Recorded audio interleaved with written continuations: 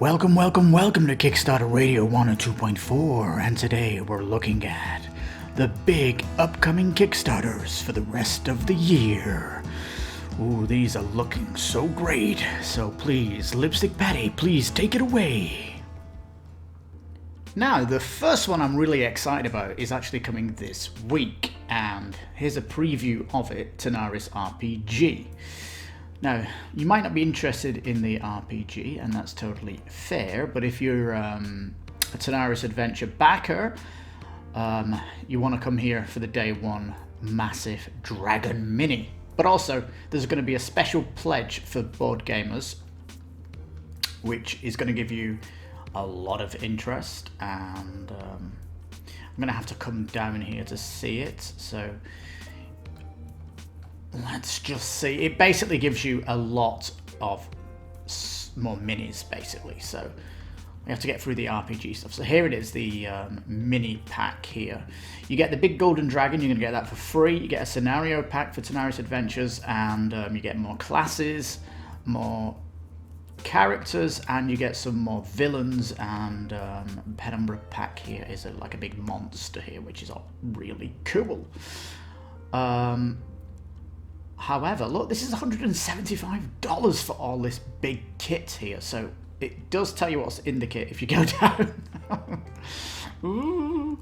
Plus, you can come and, if you've missed these, you can come back and get Tanaras Adventures here with all the stretch goals and Arena of the Contest, the Dragon Collection. You can basically get everything there for $289. So this is a good chance of coming back and getting these, because Tanaras Adventures has actually gone past its late pledge, so this is the only way of getting it. So yeah, some interest here. You can get the late back here and get the new stuff, which is the villain stuff, but it is certainly pricey, but you're getting a lot here. And if you love RPGs, oh my god, you get the board game bundle here and the all-in stuff here, and you've got massive amount of minis and some fantastic RPG books, which I've seen some previews of, that you can do in the world. It's basically like a unofficial Dungeons and Dragons mega Kickstarter is what it feels like. But I'll certainly be covering this when it comes out this week more in detail, but as it is, this is one of my really exciting upcoming Kickstarters that you should take a look at, especially if you like dungeon crawlers.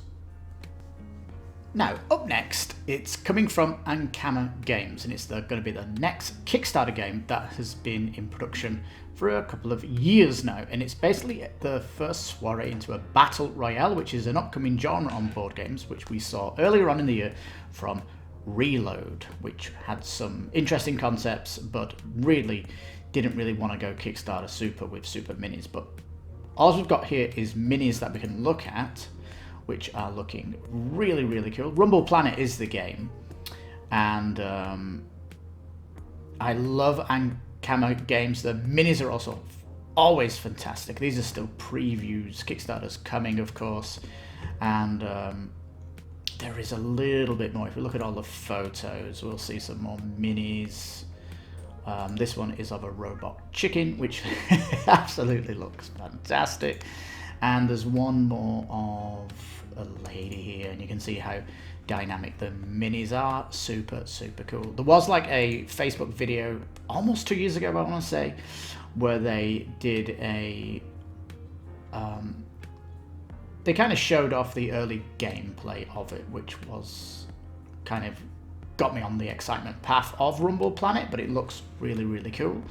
And Agemonia, they do on the Facebook page, not Facebook, sorry, they on the YouTube page, they do some videos, and in the last video that they did mention that Rumble Planet will be the Kickstarter for 2021.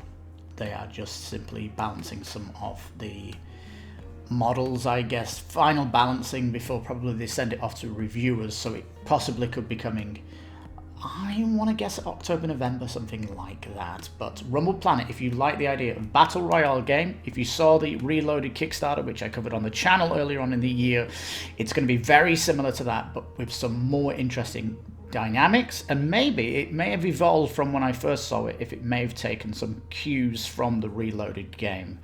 So yeah, that should be very, very cool to look at, but keep that on your radar. Rumble Planet certainly going to be one of interest on my radar big time.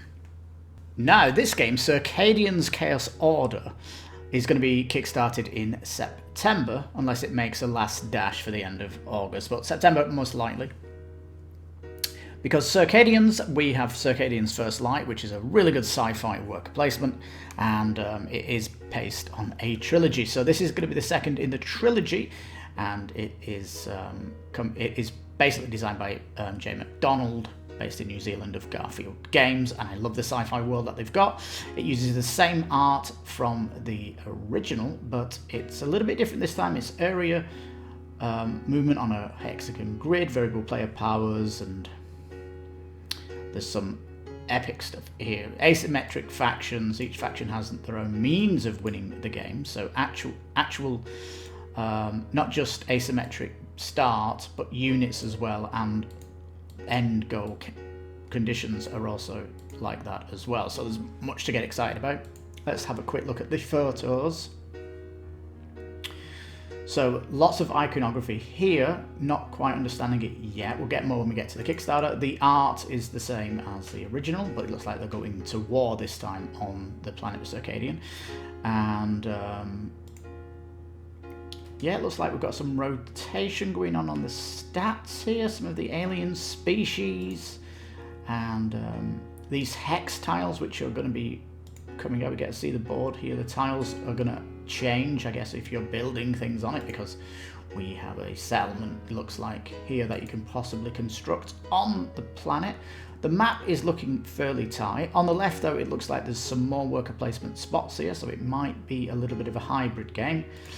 It does look good here. We're seeing a 5-player setup as well, and normally with Garfield games you get like a good solo mode as well, so it would be cool. We've got also a dice, it looks like custom dice here, and I think what we're looking at here could be the solo board, potentially.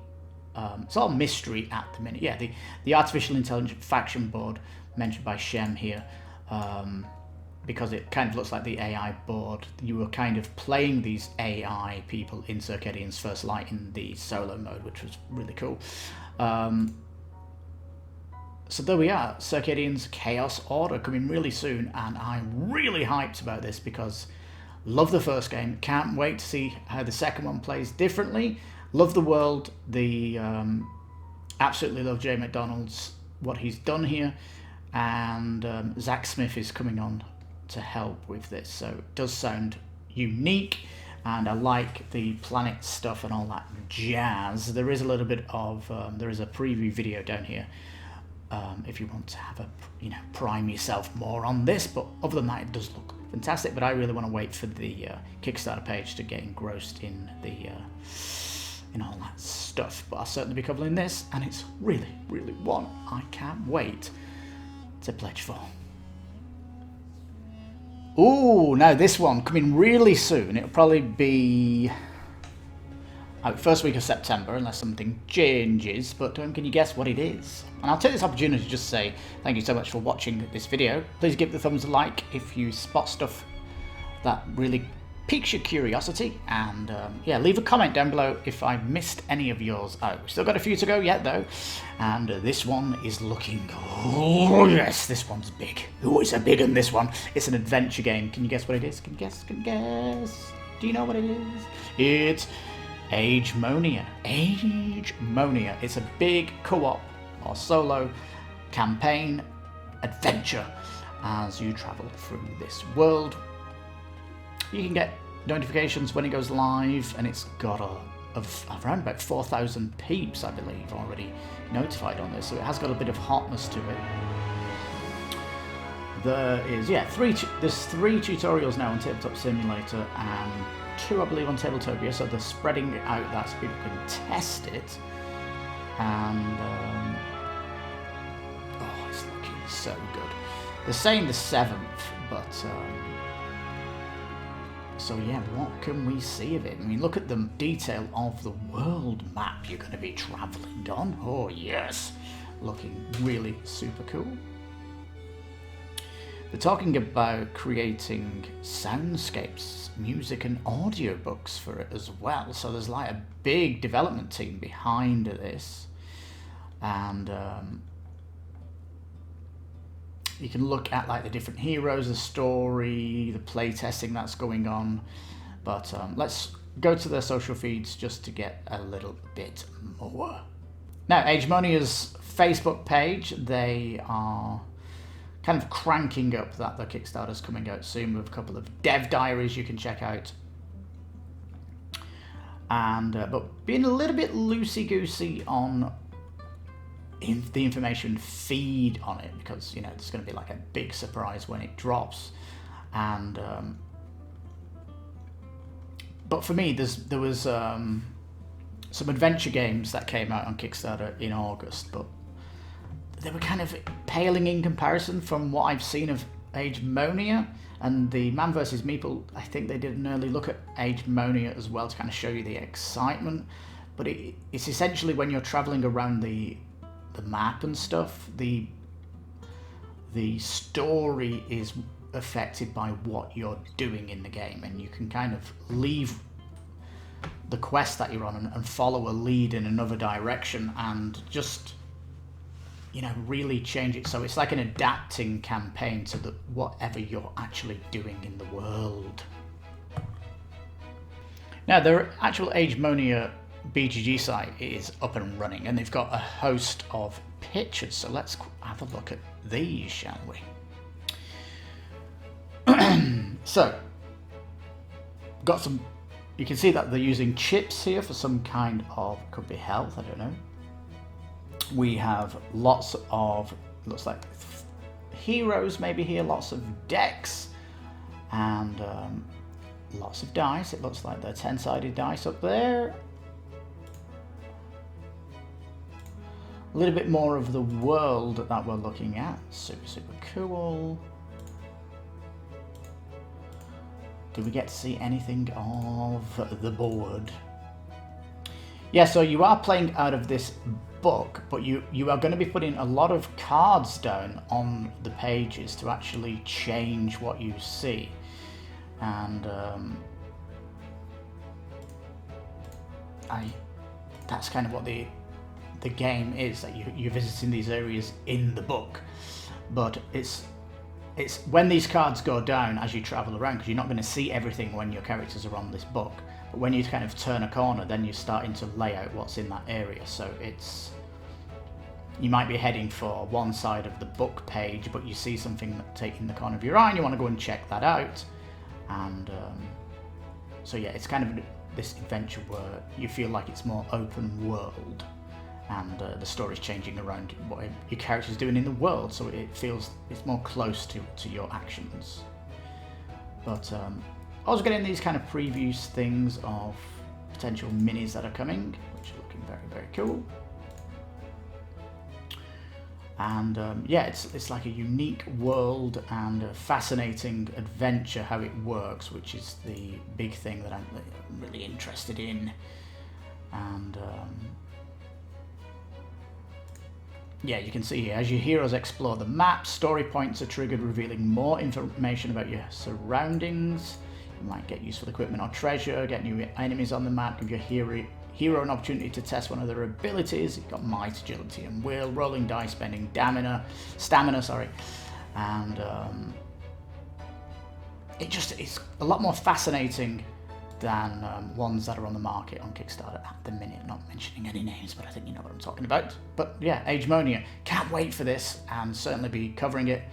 And some exciting news coming up when we follow this. Let's jump to the next. Now, you may have heard of Lords of Hellas, a massive dudes on the map game.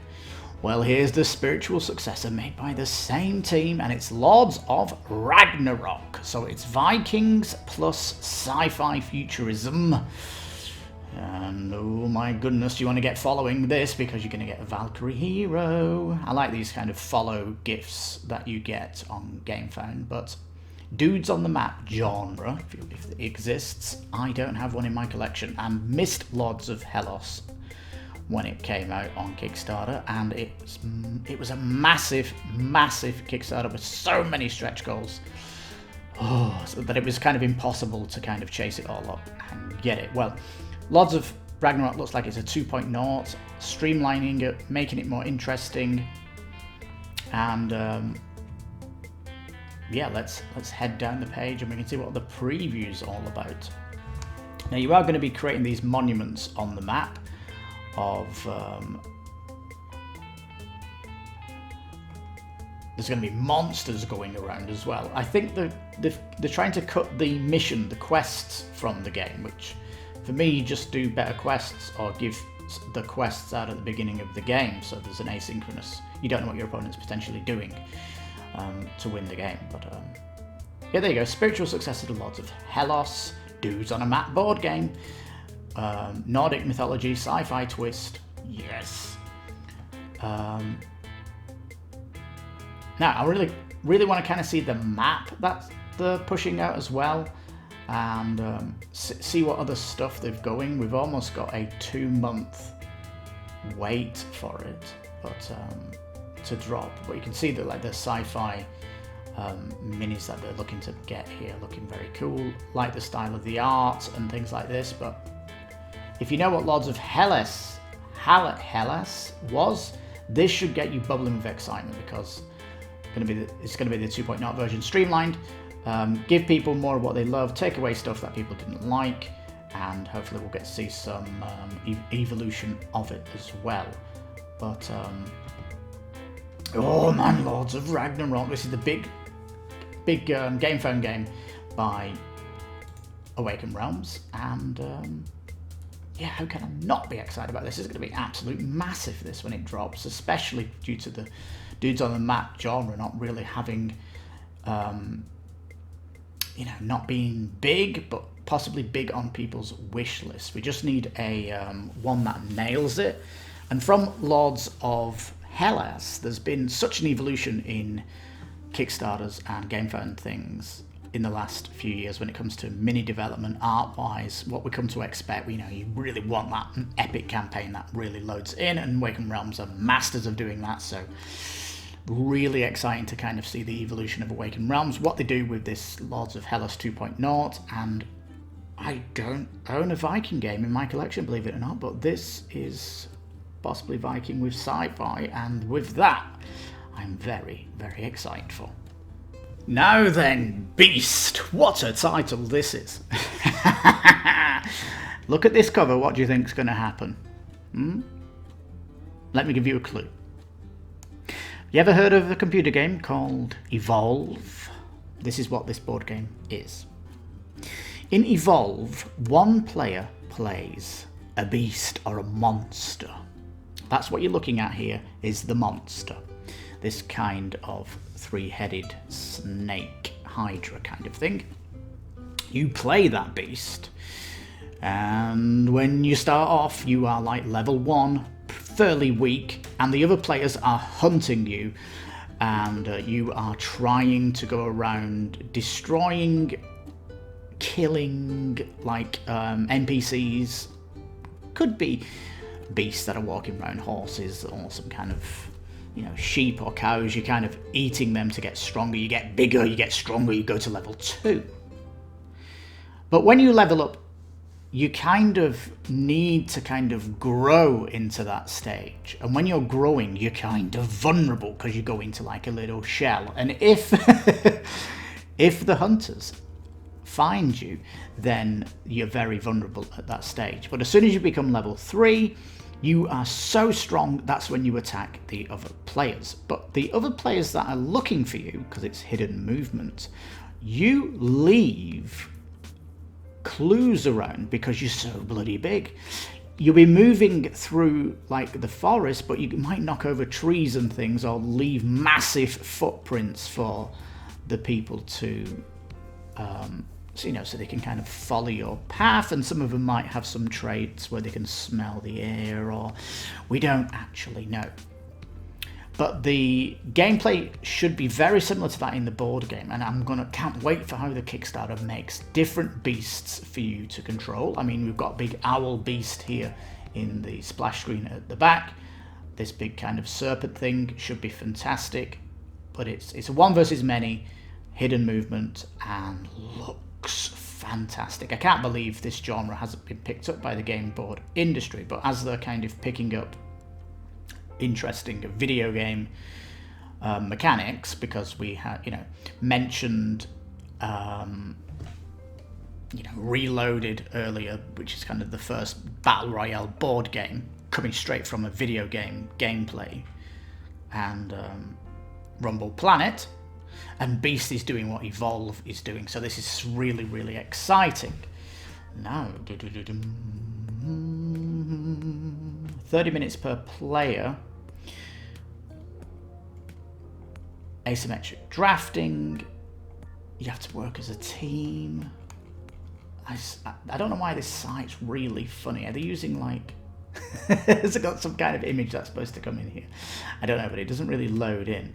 I've tried it with a few different browsers and it's a little bit strange. But anyway, we've got a big wolf here. Do you want to become a big wolf? Let's go to the BGG, see if we get any more info. Okay, we're at the Beast BGG site. It's got an 8.7 from who? Who did that? I just love this system. Why should you be able to rate a game if it's not even out yet? It's a ridiculous system. Anyhow, let's have a look at these pictures. Box, misleadingly, we don't know.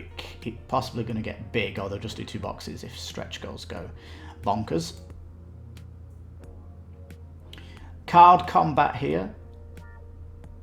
It looks like these are the cards from this giant wolf monster that you can play, where you can attack, then move a step. There could be 3 hunting you here. How are they going to balance this 1 versus 1? I really don't know. But it looks like one of the player characters here has a little bit of magic. I don't know. It's all very curious, isn't it? Get a little bit, because the owl guy is at the background here, beginning with an M. Then we've got Hogbad, which is like a giant hog. Djinn is something of a djinn over there. I don't know what that is, but these are kind of the moves that you're doing. Let's have a look. We've got a little bit of a hero here. Archer, some silver arrows, of course, you're going to be doing. Oh, and this character looks actually, they can hunt and track the steps of the monster. Little bit of close-up of the board here, and Boglin, that must be the giant. Oh, I think I saw this somewhere, the giant toad. That's another monster that you can play. Here's kind of the map on map preview anyway, and you've got lots and lots of areas here. If we just count from top to bottom, 1, 2, 3, 4, 5, go 6, 7, 8, 9, 10, 11. Side 1, 2, 3, 4, 5, 6, 7, 8. You've got almost 100 different spots to visit here, so it's a pretty big map to do it. And the quadrants that we can see are all different areas. You got like the much colder at the top, and it looks like you've got some kind of autumn, winters. You've got these big cities as well in here, which is interesting. So there's lots going on. But, oh, Beast, you're on my radar, because this gameplay is like Evolve, a video game that I loved. And it all looks like it could be rolling up to be one fascinating Kickstarter campaign. So there we go, peeps. It should be coming out maybe September. We really don't know yet. It's kind of secret. 2 to go, so this is the one before the last one. And ooh, Fantasia. Who are they? Well, Fantasia, they're the team that brought you one of my top 10 board games of last year. If you check out my top 10 list at the end of the year, which was the incredible game that I just can't think of. Editor, come on, you know what it is. Put it down for me. Brain burning here. Anyway, The Unconscious Mind. My favourite artist in the board game industry, Vincent Dutrait, with Andrew Boysley here.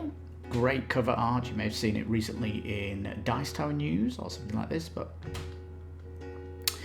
Basically, what it is... Let's just move this here, because this is the nuts and bolts of why it's exciting.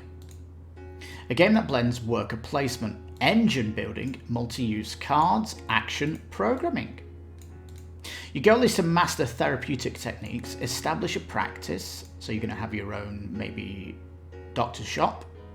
Grow your clientele by delving into your patients' dreams, their unconscious minds. You can help them recover from various complexes and traumas. You're going to be healing people to live happier and have more productive lives. Now, in more detail, each turn you activate all the therapeutic technique cards you have in a given row of your notebook. So that's kind of your plan, your engine, your, what's it called? Engine building. You're kind of putting them out. Marked by your ink pot. Okay. You send a figure, your worker, to one of the various action spaces in Vienna, spending time and moving your ink pot to pay the costs, which determines the row of your notebook will be activated at the start of your next turn. You're going to be visited then by citizens who you can heal. Hopefully they go back. And it opens up more action spaces in Vienna for players to use. So the worker placement board is going to open up as you heal more people. Those action spots are probably going to be able to make your practice grow and things like this. It does say along the way you may compile your knowledge and submit a thesis to gain additional rewards. These are kind of goal cards or achievement goal cards you're working for to give you points or whatever, but it's basically going to be a euro, right? And yeah, scores are tallied at the end of it, and most player wins, but it is looking fascinating. Let's look at this art then. It looks like Vincent Dutrait is going to be doing the art for the here and now, which you can see here. I love the cat on the cover. I'm a big cat fancier. And it looks like Boysley is doing the unconscious mind, which gets me very excited because if Vincent Dutrait's doing the here and now, 1900, he could be doing the art for the board, and that's going to be phenomenal. Can't wait for that. The box is looking kind of nice. I like the side art as well. That's Sigmund Freud, I guess, on the side. Is that him on the couch as well? It's interesting. Boysley art here of the dreams and stuff. A little bit of how the art is planning. Character art, possibly. Is she working with you? Is she a character you play? Is she a resident coming for some to get looked at?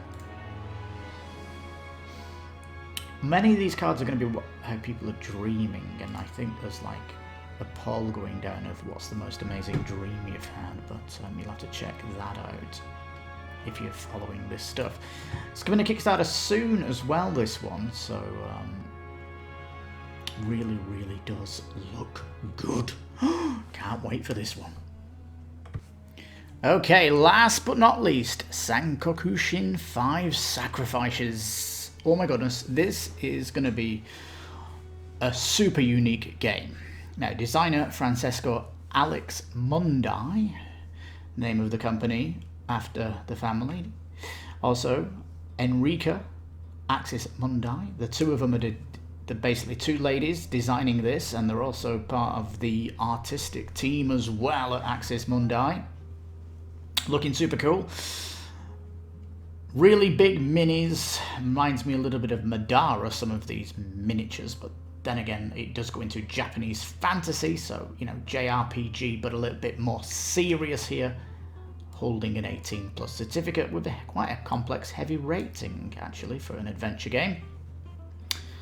Now, the description here shows us some really interesting things of why this should be on your radar. Well, cooperative dice roll, grid movement, role-playing, storytelling, variable player powers, yes. However, you're going to be playing the game in over a year, so there is going to be a sense of time. And in the campaign, you are going to decide on what you do, where you explore, who you meet. You're going to be crafting equipment. Sounds fantastic. Go to festivals. Expand the city. How are you supposed to do that? Some kind of city building? Take advantage of the amenities of the facility, so you'll get new powers maybe. Explore personal relationships. Are you going to have romance in this game? Also talks about the storyline will not potentially be guided, so per se, it all depends on what you choose. And it's organically generated by your hero's actions. It also says both the combat encounters and the city phase will be generated by your actions too. Because the inhabitants of the city are going to be connected by a dark fate, and only actions of the heroes can alter the course of their destiny. And there's quite a big bit on, quite a large section of this game based on narrative and relationships. And in fact, there's going to be 10 bosses in the game, it says, with their own unique personality and story arc that's closely linked with the narrative. And it says the way you deal with each of them will reverberate through the course of the campaign. You will learn to love and hate their twisted personalities, and will see that the methods used to fight them will deeply influence their future behaviour. They're going to learn your strategies and change their attitude towards you and the way they fight. And it's all about the psychological approach you take to the communication system. So that is because the team designing it have knowledge in fields of psychology and psychoanalysis, and have made bosses with realistic, uncanny and perverse personalities that will show you the dark side of human nature. So very interesting indeed. Some curious questions though from the BGG site that they have up here. And let's just jump to these images. Art is amazing. When I go to the website in a moment, you'll see how good it is, but I just want to show you some things that you get here that you don't find there. It's this bit here. There's a player character. Well, it's showing this character can get a cloak and a sword. This person's got boots and a shawl.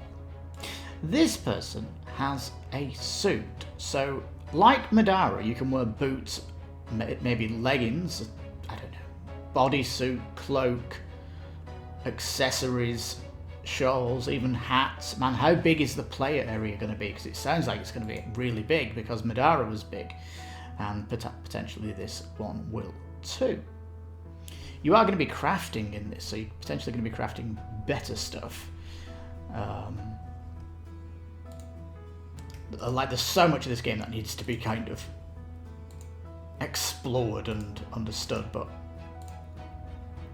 it is really fascinating project to actually get onto. But let's go to their site and we'll drown ourselves in this wonderful art.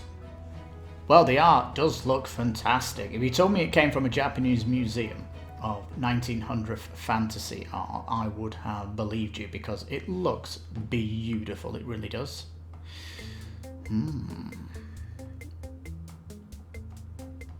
As we go down, we get more of this wonderful imagery. This massive map of a city, and there's lots of different cities on the map. Did I actually show you the map? We'll look at that last then. Is there more maps to listen to? What am I talking about? I'm drunk in the skunk here. This is one city then anyway. And how are you gonna evolve this city? Are you gonna be putting stickers down? Can we get vinyl stickers down, please, for replayability? I don't know. Are you gonna be growing this city somehow? And does this city have actual spots your characters go to get stuff from? We don't really know anything about that, but we're still kind of theory crafting around it. I love this mini, looking super detailed. And this one just evokes Madara. If you told me this was a screenshot of Madara, I would have believed you, but it's kind of like pop art, isn't it, from Japan?